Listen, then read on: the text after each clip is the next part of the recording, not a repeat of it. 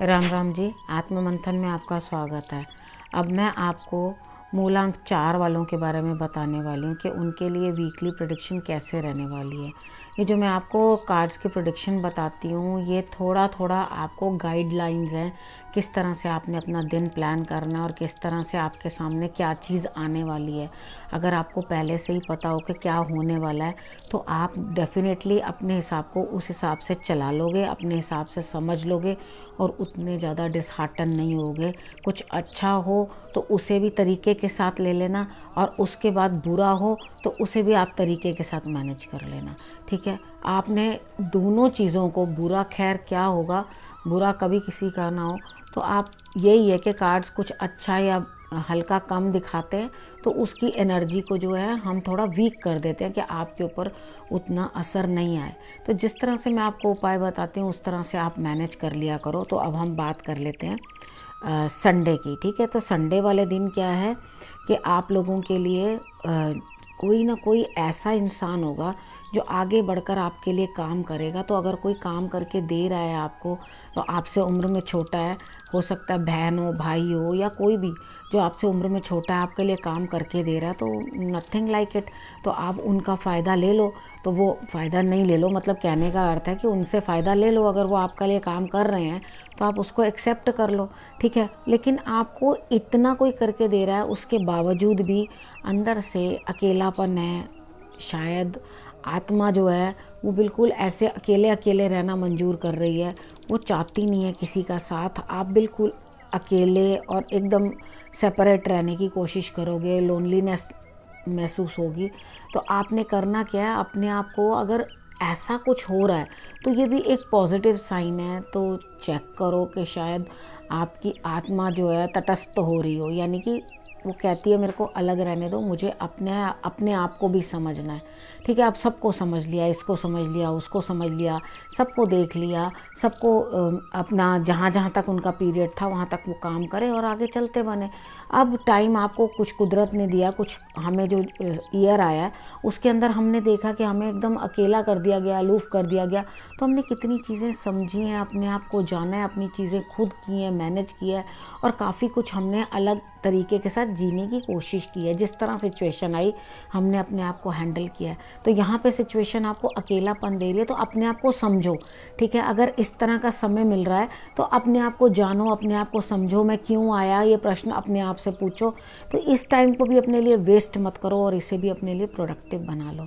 ठीक है, अब हम बात करते हैं मंडे की। मंडे को फिर वही अकेले है ना, तो आपको भगवान भी कुछ ना कुछ मैसेजेस भेज रहे हैं। तो उनके मैसेजेस को समझने की कोशिश करो। जो आपके गुरु हैं, जो मेंटर हैं, जो आपको संभाल रहे हैं या आपको किसी तरह से ज्ञान देके या अच्छे या बुरे समय के अंदर आपको समझा रहे हैं कुछ ना कुछ, तो आप उनकी आवाज़ सुनो। उनकी या अपनी अंतरात्मा जहाँ आपको गाइड करती है वहाँ आवाज़ सुनो और समझने की कोशिश करो और दूसरों को भी उसी स्टैंडर्ड से जज करो जैसे चाहते हो कि आपको कोई जज करे। ठीक है, उसी तरह से रहना और उसके बाद जहाँ आपको समय की धारा ले जाती है वहीं आप बहते चले जाओ।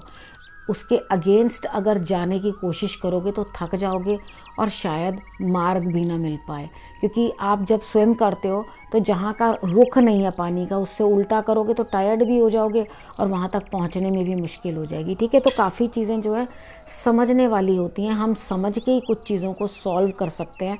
तो आपने मंडे वाले दिन जो मैंने आपको बताया आपने उसको उस अकॉर्डिंग ही डील करना है। अब हम बात करते हैं ट्यूसडे की।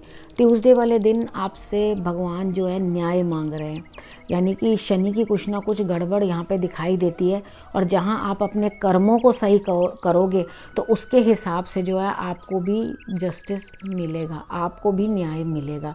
अगर आप किसी को न्याय नहीं दोगे तो आपको न्याय कहाँ से मिलेगा। तो आपको ये चीज़ ध्यान रखनी है। उसके बाद है जो पास्ट की बातें हैं, ये जो न्याय की बात आई है आपके सामने या कुछ आया है, ये आपके पास्ट कर्म है जिसके अंदर आपने कुछ ना कुछ ऐसा किया है जो आपके सामने वो चीज़ आई है। पिछली बातों को छोड़कर आगे न्याय करने की चेष्टा करो। अगर आप ये कोशिश करोगे कि मैं कुछ भी पिछली बातों को ले करके वो अपने आप को परेशान करना या किसी चीज़ से, तो वो बिल्कुल मत करो। आगे बढ़ कर के न्याय करने की कोशिश करो तो आपके साथ भी न्याय ही होगा। नहीं तो शनि आपको यहाँ प्रॉब्लम देने के लिए तैयार बैठे हैं। ठीक है, उसके बाद हम बात कर लेते हैं वेडनेसडे की।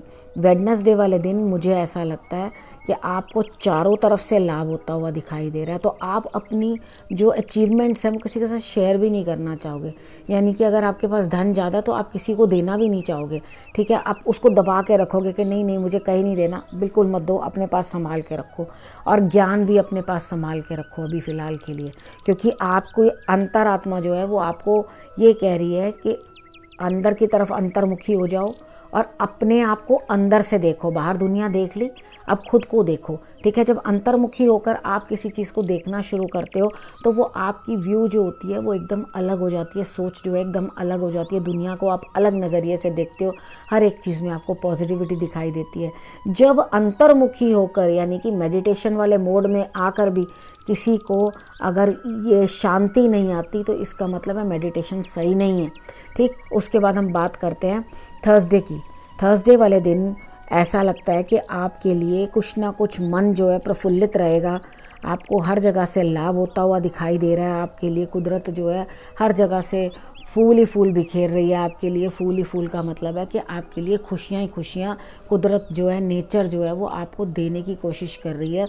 It's bestowing love on you. ठीक है, तो आप ये चीज़ ध्यान रखो कि आपके लिए कुदरत कितना प्रेम दे रही है। सूर्य भी आपको रोशनी दे रहा है, आपको पत्ते भी खुश कर रहे हैं, फूल भी आपको खुश कर रहे हैं, मतलब you are very happy inside. तो थर्सडे वाले दिन आपके लिए जो है बहुत ही अच्छा दिन मुझे दिखाई देता है, तो उसे पूरे मन के साथ जो है यूटिलाइज़ करो इस दिन को। उसके बाद फ्राइडे की बात कर लेते हैं। आप थर्सडे वाले दिन सूर्य की आराधना ज़रूर कर देना। ठीक है, उसके बाद फ्राइडे वाले दिन की बात करते हैं। तो फ्राइडे वाले दिन ऐसा लगता है आपको किसी की इंतज़ार है, किसी काम को किया है तो उसके फल की इंतज़ार है, और किसी अच्छी बिग अचीवमेंट की इंतज़ार है या किसी और की इंतज़ार है जिसके लिए आप वेट कर रहे हो। तो मुझे ऐसा लगता है कि आप मन से बहुत ही खुश हो और खुश होकर सारा काम करोगे और इस इंतज़ार को करोगे।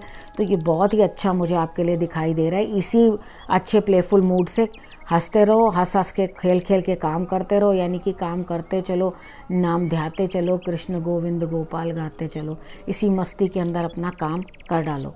ठीक है, उसके बाद हम बात करते हैं सैटरडे की। सैटरडे वाले दिन ऐसा लगता है आपको फिर से सब जगह से लाभ मिल रहा है, आपकी सोच बदलेगी, आपकी नई समझ आपके अंदर उत्पन्न होगी, आपको एक नया व्यू मिलेगा देखने के लिए चीज़ को, आप एक नए नज़रिए से चीज़ को देखोगे।